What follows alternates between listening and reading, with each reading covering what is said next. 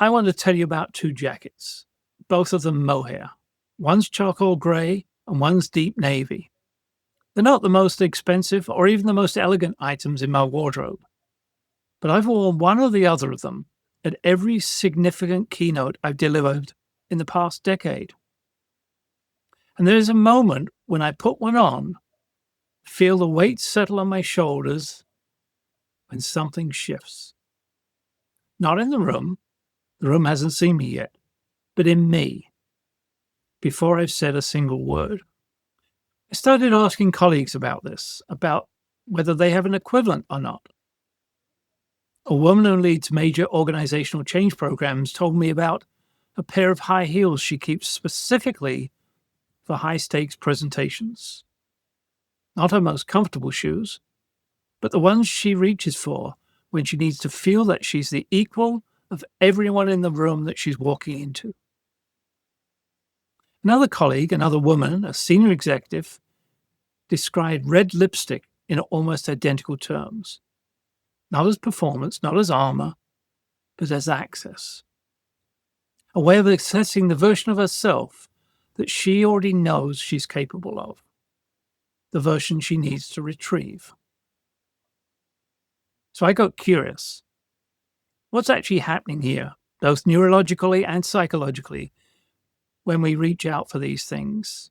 Is it a habit? Is it sentiment? Is it superstition? Or is there genuine science in here?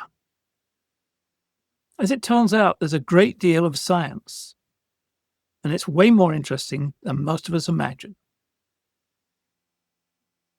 And if you're enjoying this podcast and our conversation as we go along our BrainWise journey, make sure to give us a 5-star review and rate us on wherever it is that you're getting your podcast, because it does help others find our growing BrainWise community. And also follow us on all of our social platforms at My BrainWise Coach, and like, share, comment, and subscribe so that others can continue to find and join our growing BrainWise community. And with that, welcome to the Neuroscience Digest powered by My BrainWise Coach. I'm Bastian. And I'm Phil Dixon. Today we're going to spend 20 minutes on what the research calls enclothed cognition, the systematic influence that clothing has on the psychology and even the biology of the person wearing it. Not on how others see you, but on how you think, how you feel, and how you perform. This is personal for both of us, and we're going to make it personal for you also.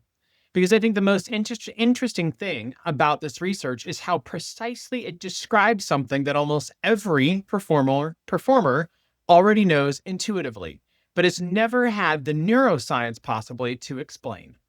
So let's start with the science, because I know some people will hear, my jacket makes me feel ready, and think that's just habit or superstition, or it's a placebo. The research says something considerably more specific than that. It certainly does. There's a foundational paper by Adam and Galinsky, which was published in the Journal of Experimental Social Psychology in 2012. They coined the term enclothed cognition. And it's intended to describe what they found, that clothing influences the wearer's psychological process through two factors working together: the symbolic meaning of the garment and the physical experience of actually wearing it. Not seeing it, not thinking about it, but actually wearing it. And they tested this in a way that is genuinely elegant. So, they gave participants a white lab coat and told one group it was a doctor's coat, and another group it was a painter's coat. Identical garment, different symbolic meaning. The group wearing it as a doctor's coat showed significantly enhanced sustained attention on cognitive tasks. The painter group didn't. And critically, a third group who was simply shown the doctor's coat but did not wear it also showed no effect. The symbolic meaning alone was not enough. The physical wearing alone was not enough. You needed both simultaneously. That's the key finding. You've got to have the symbolic meaning, and you've got to be physically doing something. Meaning you have to put it on. That's exactly right. You have to wear it. You cannot think your way to that effect. The body has to be in it. This is embodied cognition, the principle that the brain doesn't sit above the body issuing instructions. It's in a conversation with our body in an ongoing manner. The clothing becomes part of that conversation. And this study has been extensively reviewed since. There's been a major meta-study done by Adam and Galinsky, and it was published in Personality and Social Psychology Bulletin. And they reviewed 40 studies covering nearly 4,000 participants and reached the same conclusion. The core principle is valid. The effect size is small to moderate, but it's real, it's consistent, and it can be replicated, particularly in research published after 2015. So this isn't one tidy paper from a single place. It's a sustained body of evidence across many contexts and, believe it or not, many different garments. The Kraus and Mendes study, which I think is the one that makes people genuinely perk up. It's a remarkable study. And so let's take a little bit of time because it goes beyond the psychology of us into the biology. Kraus at Yale and Mendes at UCSF, they took 128 men. This is not a huge study, but it's large, and assigned them to one of three conditions: business suit, sweatpants, or their own clothes. Then they put them into a competitive negotiation, role-playing as chief financial officers of rival biotech companies. The difference in outcomes was not It wasn't subtle at all. The men in business suits conceded an average of 830,000 from their opening position. The men in sweatpants conceded nearly 2.8 million, more than 3 times as much, from a change of clothing alone. But here's the part that I find absolutely fascinating. They also measured testosterone. Testosterone levels in the sweatpants group fell by 20% over the course of the negotiation. For the suit wearers, testosterone was essentially unchanged. So the clothing was not just influencing how they thought, it was influencing their hormonal state. Absolutely. Incredible, isn't it? The body doesn't distinguish between playing a role and being the role. When you dress in the symbols of authority and readiness, your neuroendocrine system actually responds as though those things are true. The sweatpants group were hormonally already losing before a word of the negotiation had started. The suit wearers were hormonally already dominant. So the clothes were not just dressing the occasion, they were priming the biology. And that's exactly what happens when I put on my mohair suit. And there's another dimension to this that I want to make sure that we get to, because it goes beyond confidence and dominance into something more specific about thinking itself. And Phil, the work by Slepian and colleagues tells us what? Well, this is actually another one of my favorite pieces in this whole literature. Slepian, that's the correct pronunciation, Ferber, Gold, and Rutchick. They published in the Social, Psychological, and Personality Science. They ran 5 studies and found that wearing formal clothing enhances abstract cognitive processing. Let's translate that. When you're dressed formally, you're more likely to think in broad, strategic, big picture terms. When you're dressed casually, you tend toward the concrete, the detail, and the immediate. They identified the mechanism that drives this. They did indeed. Across all 5 studies, the link between formal clothing and abstract thinking was mediated by felt power, the sense of being someone with authority, perspective, and a certain psychological elevation. Slepian describes it beautifully. Quotes, "Formal clothing creates social distance. It is clothing associated with contexts that are explicitly not intimate and not casual. And psychological distance, paradoxically, enables broader thinking. When you step back from the details, you can see the landscape, the forest, rather than the individual trees." When you put on the mohair jacket before a keynote, You are not just feeling more confident, but according to this research, you are literally accessing a different cognitive mode. That's precisely what it suggests. Broader processing, more strategic orientation. You're not caught up in the particulars of what you're about to say, and you're more available to shape the whole. Slepian's words, and I quote, "When we take a step back, we take the larger view, the bigger picture, how the pieces fit together. That kind of psychological distance is what we call abstract thinking." There is something important here about what formality means, because I think a lot of people assume it is about others, what others perceive. And the research is clear. The Slepian work found that what matters is whether the wearer experiences the clothing as formal, whether it carries a symbolic weight for them personal, which is why the effect is so often bound up with specific garments rather than the categories of clothing. It's not formal clothes in general that do the work, it's your formal clothes. The ones carry accumulated meaning, the ones that have been worn on the occasions that matter. So the garment acts as kind of a retrieval cue. Exactly. In essence. Yeah, exactly. You put it on, and the brain begins accessing the state you've previously associated with it. It looks through the history of your significant performances, if you like, the neural encoding of what it felt like to be fully in command of the room. The jacket does not create that state from nothing. It retrieves it because you've been there before and you were wearing this. Bill, I want to spend some time, or the appropriate amount of time, on the women's dimension of this, because I think the parallel is almost exact, but the cultural overlay is more complex and in some ways more interesting.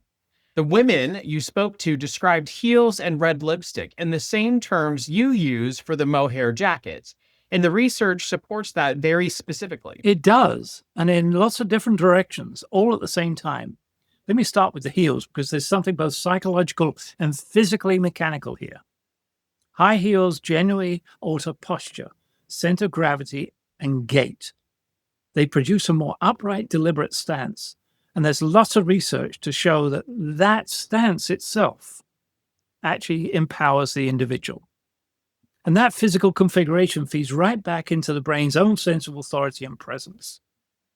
The body is in a different arrangement, and the brain receives that arrangement as a signal. This is embodied cognition working at its most literal. The body's posture is directly influencing psychological state. And there is the enclothed cognition layer that you spoke about on top of that. It's where the symbolic meaning kicks in. Heels, and I'm not an expert on this, carry obviously a long and complex cultural history. They were originally worn by men as a symbol of status and military authority in 16th century Europe. They've been subsequently feminized in Western fashion. Today, for many women in professional contexts, they carry the symbolic weight of it. I'm here, I'm ready, I've chosen to be visible. I'm not going to be inconspicuous. This is deliberate. And for the women who reach for them on the highest stakes occasions, not every day, but for the moments that matter, the act of putting them on is activating exactly that symbolic meaning that my mohair jackets activate for me. The research by the BPS and others confirms that women feel more powerful in heels than in the flat shoes. And this is not primarily about how they look to others. That's exactly right. It's primarily about an internal state. The same mechanism as we described in the doctor's coat and the business suit. The symbolic meaning activated through that act of physical wearing shifts the psychological experience of a person in their shoes. And then the red lipstick, which I want to give the proper space and time to, because I think the research is particularly elegant in this case. A major peer-reviewed study by Nancy Eckhoff and her colleagues, and this is a really interesting one because it reveals a two-directional effect. Looking outward, women wearing cosmetics, including red lipstick, are perceived by others as more attractive, more competent, more dominant, and higher in social prestige. That's the external signal. But looking inward, the internal experience of wearing it is its own thing entirely. And in a separate study entitled Lipstick, More Than a Fashion Trend, went directly into that particular question. Yeah, there were 3 women interviewed. 253 of them reported that lipstick made them feel more confident. And the study's conclusion was explicit. Lipstick has more to do with identity construction and self-esteem than with how it reads to others. The women were not putting it on for the room, they were putting it on for themselves, for the access it provided to a particular version of themselves, the version that's there and ready. And red, in particular, has its own specific psychology. Red's the color most consistently associated in the research with dominance, energy, and visibility. It has, as we know, the longest wavelength in the visible spectrum. The human eye processes red first. Studies show red is to elevated alertness and energy states in both the wearer and the observer. It's been used repeatedly across different historical and cultural contexts as a symbol of the refusal to be invisible, of deliberate, chosen presence. Keira Knightley's mother told her, lipstick is armor to the world. If you're doing something hard, a really vibrant color is a good thing. That's not just sentiment, that's experimental knowledge of exactly what the enclosed cognition research is describing in experimental terms. Phil, I want to ask you something directly about your experience. What does it actually feel like to put on the jacket? What do you experience and feel when you put that jacket on? It's funny because it feels like I'm getting ready for something important. I get excited just to the fact that this always means I'm going to do something significant. It feels like I'm being reminded of who I am when I'm at my best. It's not a construction, and I know that I'm in some way acting a role, but I'm not performing. I just access what's already there. So I feel excited. I feel like I'm about to do something important. It feels like I'm being reminded of who I have been at my best. It's not a construction I make. It's not I'm taking a role. Although I am, if you like, getting ready to perform. I'm accessing something that's inside of me that I've done before. The jacket I've worn so many times when I delivered things that were both important that I was proud of. When I've been a version of myself that I wanted to be in that room. I'm not trying to be anybody else. I'm returning to a self that I know is already there because I've been there before and this is what I was wearing. I think that might be the most important thing that you've said so far. And I think every high performer listening knows exactly what you mean in that context. So let's bring this home practically, or talk about the practicality of this, because the research is not saying go spend money on expensive clothing. It is in fact saying something much more specific and much more actionable. So I draw 3 things out from what we've covered so far. The first is deliberate association. The power garment works because it carries a whole set of accumulated meanings, because it's been present when you've been at your best, which means that you build association on that purpose. Somebody who gave me some advice on presentations once said, wear the same thing every time. He called it, have your clothing shtick. And that's what this is all about. You wear the jacket to significant occasions. You let it gather your history. Most people think, when I feel I'm ready, I'll put on the good jacket. The research suggests you invert that. You wear the jacket in order to access that readiness. The causation runs in both directions, and you can initiate it from the clothing side. The second is specificity, which we have touched on, but it is worth making explicit. Yeah, the effect is personal.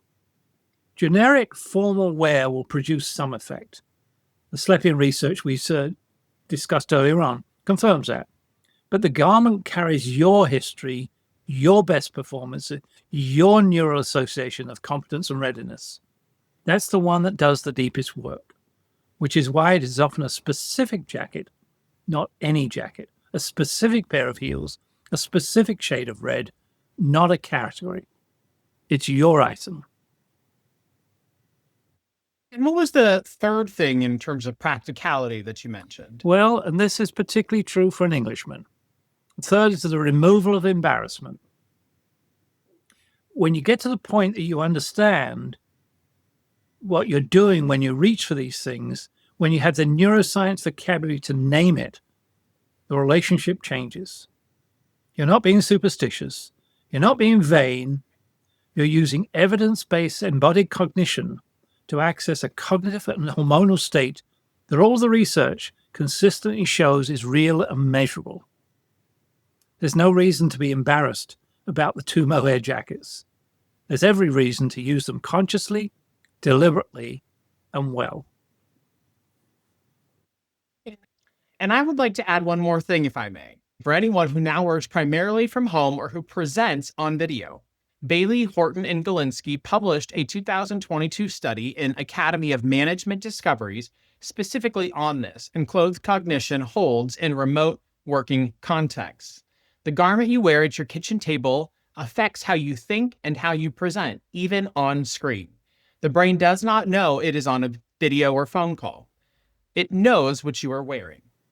So therefore, the single most useful piece of practical advice I can ever give a client who presents remotely, put on the jacket, whatever that jacket equivalent is for you.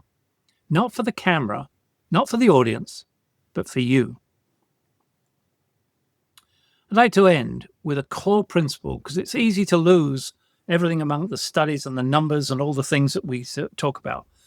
The enclothed cognition effect requires 2 things to go simultaneously: the symbolic meaning and the physical wearing.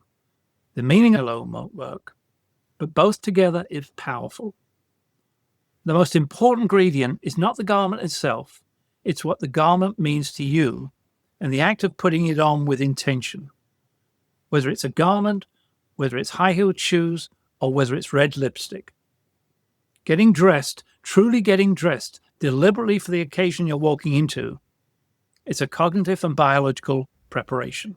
It's a conversation between your body and your brain about who you're about to be. Which is why we should stop thinking about getting dressed as a mundane thing we do before the real work starts.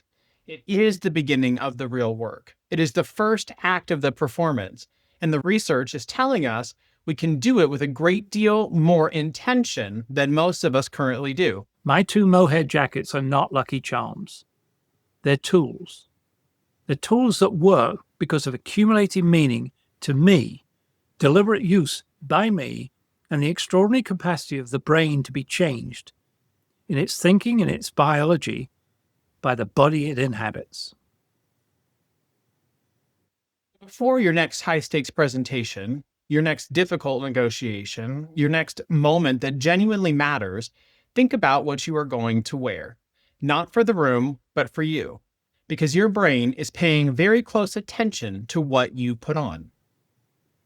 Stay curious, stay compassionate, and always stay BrainWise.